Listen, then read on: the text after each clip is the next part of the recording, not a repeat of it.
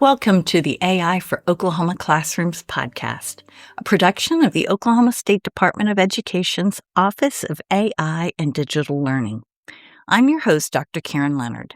We're so glad you're here. We started this journey because we believe in the power of Oklahoma teachers. We know the passion you bring to your students, but we also know that Sunday night feeling, the mountain of grading and the 3 different lesson plans you need for Monday morning. AI isn't here to replace the magic you bring to your classroom. It's here to be your ultimate teaching partner, helping you clear the busy work so you can get your weekends back and focus on what you love doing most, teaching.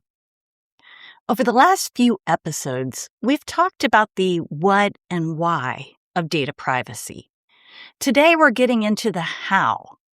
We're doing a deep dive into the no PII rule and learning the technical steps to scrub a data set like a professional.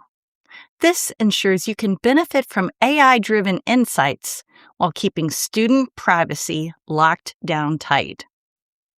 In our last episode, we looked at the difference between opened and closed AI models. We talked about why certain tools are safer for school data because they don't use your professional work to train the public algorithm. But even if you're using the safest closed model in the world, the gold standard of education technology is to never upload personally identifiable information in the first place. By learning to scrub your data, you create a fail-safe.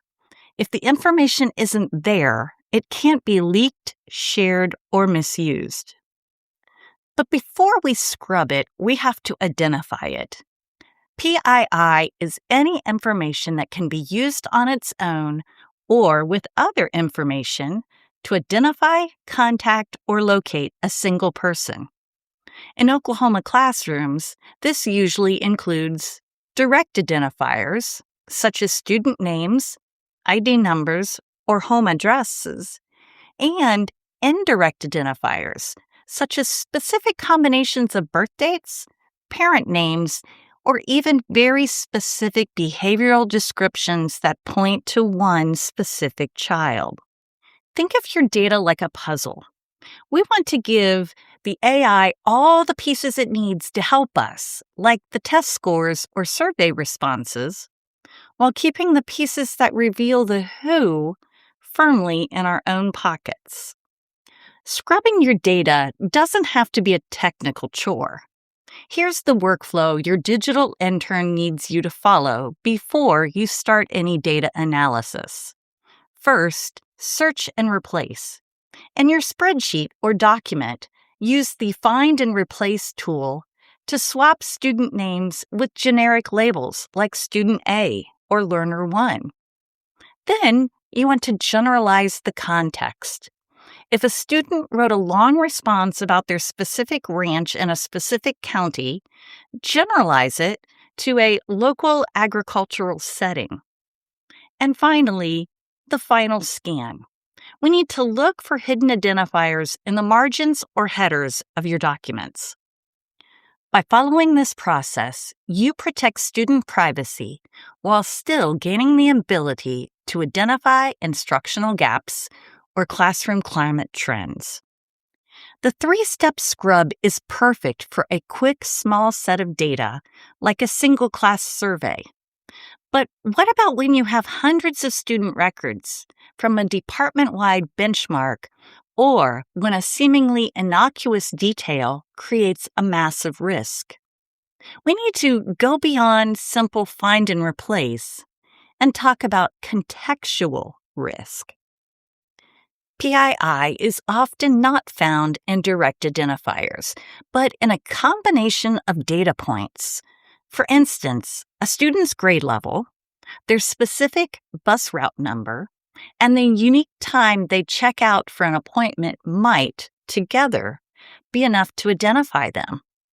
Our diligence must extend to handling these long, complex data sets. First, master the art of column generalization. Instead of deleting the entire date of birth column, which might be useful for analyzing age-based trends, consider converting it to a quarter of birth or an age group, such as like 10 to 12 years old. This is a form of data masking that preserves statistical utility while breaking the PII chain. Second, for large spreadsheets, leverage the power of functions. Tools like Google Sheets allow you to use advanced formulas. For example, if all your student IDs follow a distinct pattern, let's say they all start with OSDE.202X, you can use the regenerplace function to automatically swap all matching patterns with a generic ID placeholder. This automates the scrubbing process, making it feasible to clean up massive files in seconds, not hours. Third, always look at aggregation.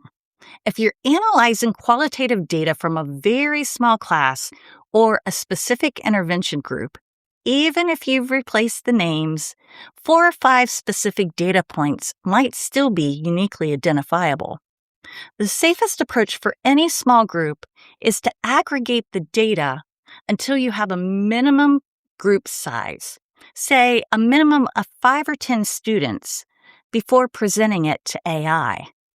This is a common standard in statistical disclosure control and ensures even the most granular insights are safely anonymized for privacy. Remember, a professional data scrub isn't about making the data less useful. It's about making it safely useful. This level of diligence ensures you are not just an educator, but a true technological leader in your building. For our teachers in smaller districts where everyone knows everyone, scrubbing is even more important. In a small town, a student's anonymous comment about their specific hobby might be a dead giveaway to someone outside your room. By being diligent about data scrubbing, you aren't just following FERPA. You're protecting the community trust that is so vital to rural education. You remain the moral navigator for your school, leading by example in the responsible adoption of technology. At the end of every episode, we end with a tomorrow morning test. One specific, actionable AI win you can use in your classroom the very next day. I'm going to call this one the scrubbed analysis. So first, pick a set of qualitative feedback or scores you want to analyze tomorrow. Before you open your chatbot, open your spreadsheet or doc. Use a find and replace to remove all student names. Then copy only that cleaned anonymous data into your AI to ask for your summary. You'll find that a quick 2-minute scrub gives you the freedom to use AI with total confidence. Well, that's it for this episode. You're now a master of data scrubbing, ensuring your classroom remains a safe space for innovation. Next time, we're moving from the classroom level to the building level with school and district initiatives, looking at using AI for RTI support. Thank you for joining me for this episode of AI for Oklahoma Classrooms, brought to you by the OSDE's Office of AI and Digital Learning. If you found today's episode helpful, please share it with a colleague who could use a little more time back in their day. Remember this: AI lightens the load. You bring the heart, the expertise, and make the impact in your classroom. See you next time.